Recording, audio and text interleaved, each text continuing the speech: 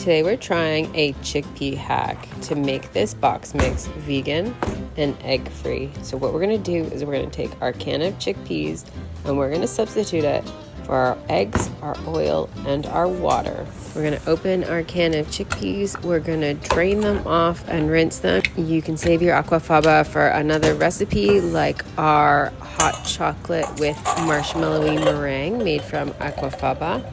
Or coming soon, we have another video coming where we use aquafaba instead of egg whites to bread something and then fry it. Stay tuned for that one.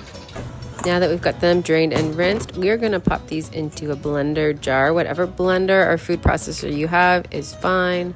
Just get them all in there, and then we need to figure out how much water we're going to add to this.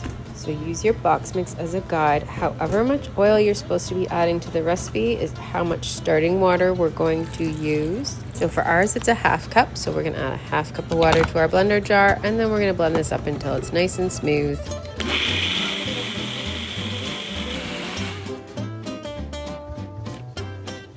Next, we're going to combine our chickpea puree with our brownie mix in a bowl. Then we're going to add our chickpea puree, and you're going to want to scrape out every little bit to add it to your brownie mix. And then we're going to give it a stir. Then depending on what box mix you're using, you may need to add a little bit more moisture.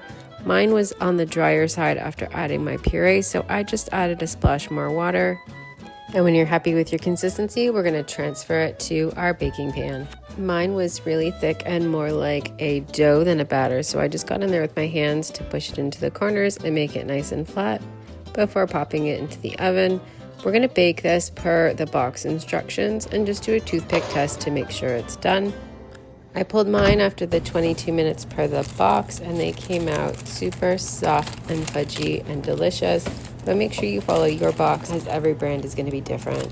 So you're going to want to let your brownies cool before cutting, just like any other brownie recipe. I've let mine cool for over an hour, and I'm going to cut them into 9 equal squares. Let's take a look at this texture.